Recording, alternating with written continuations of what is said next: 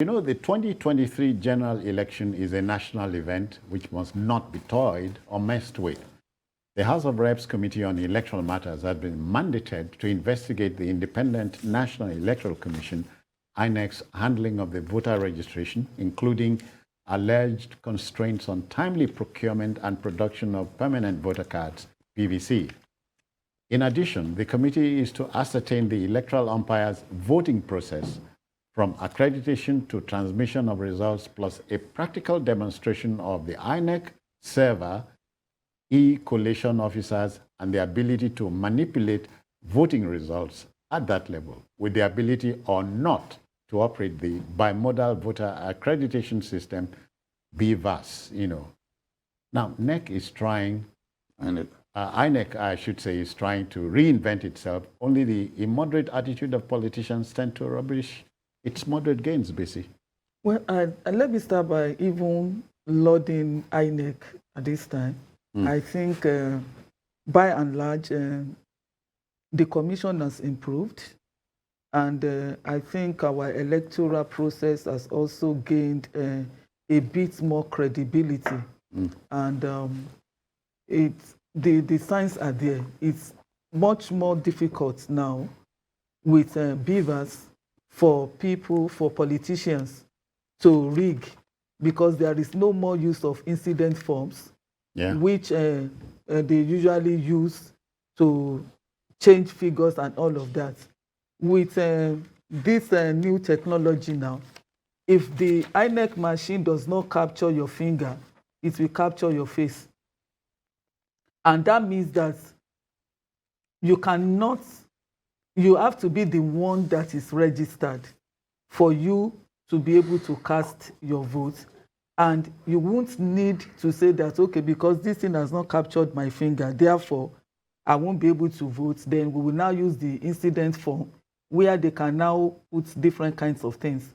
Besides, this time around, once you vote and the election finishes at a poll, then you can actually transmit that result, whether there is internet or there is no internet, because wherever you are, anywhere internet meets you, the figure you have already input will appear at the central server, which is a lot of improvement. And well, I don't know, politicians, I don't think they would like that kind of improvement. Because it's going to, definitely, it has taken away some of their... Taking the rug from under their feet. Exactly. So, but that is not to say that we should not still look at the entire process and find out if there is any way that INEC staff can manipulate the results in any way, but you know, anything is possible. There is nothing wrong in actually verifying and doing a lot of investigation into the process. But I think for me, INEC has improved. I want to underscore what you said. The INEC has improved. I cannot forget the red card you issued in Zamfara State. We thought it was a joke. I dared them, but they went the whole hog. And so they did in River State. All right, now we'll go for another commercial break. We'll be back. Please stay with us. All right, we're talking about the 2023 elections and the INEC's preparation for it. Elections belong to the people, is their decision, Jide, but the one big fly in the ointment remains that of vote buying. Yes. And I'm wondering what the INEC can do in this circumstance.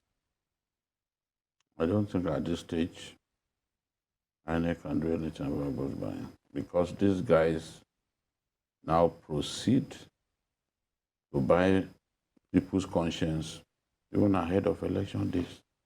And people are seemingly happy to sell their votes. Yeah. Well, people are impoverished. What do you expect them to do? Somebody is offering to give you money with which you can cook a pot of soup. Somebody is offering to give you 6 yards of cotton that you can use to sew a dress. How do you turn down such in these difficult times? It's difficult. For politicians, yes, you can say that politicians have weaponized poverty in our country, and now they are using it on election day because they know that INEC has continued to improve its processes and our elections are improving. With every election conducted by INEC, we are seeing improvement. So the politicians must find a way. Vote buying is an electoral malpractice. It's like outright, rigging the election outright. So no matter what progress we make in the area of perfecting our electoral processes to guarantee the fidelity of our elections, as long as politicians can have the free rein to buy people's conscience on election day, to give out up to 30,000 sometimes to an individual on election day, it will amount to us not making any progress.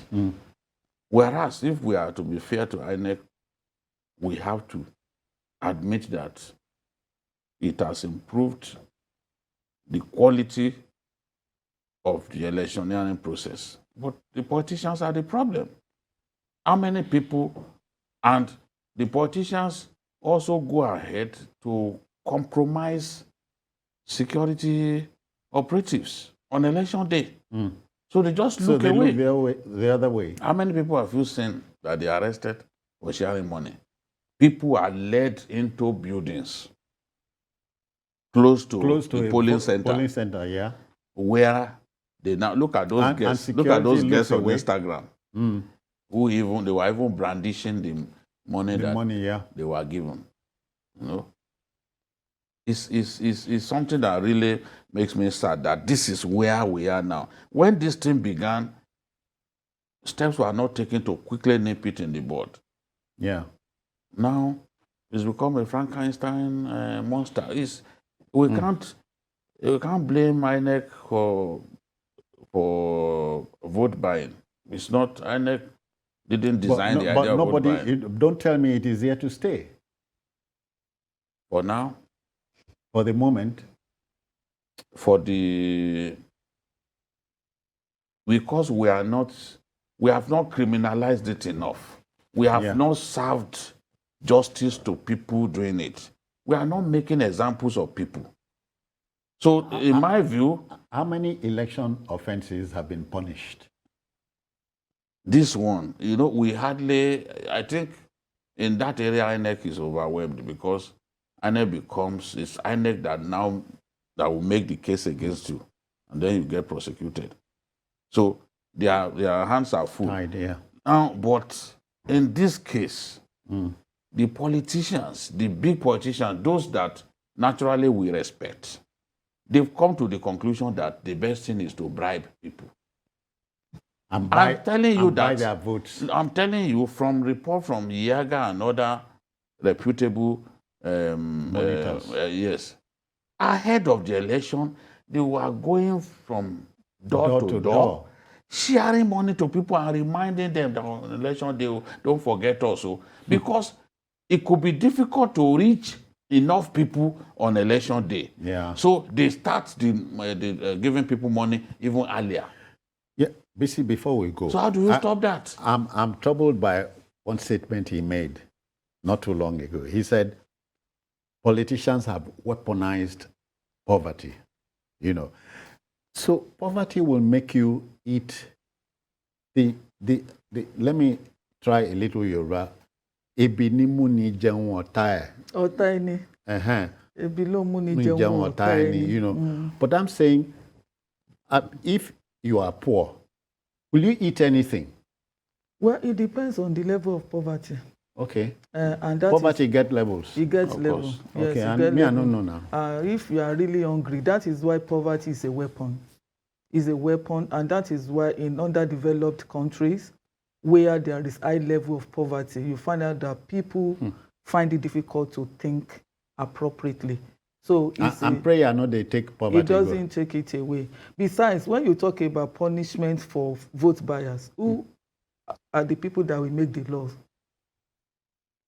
So the people that are supposed to make the law are the people that are using the Yeah. money. So that's All the right, problem. I hear we must go, but Busy and Jide, the ballot will remain stronger than the bullet.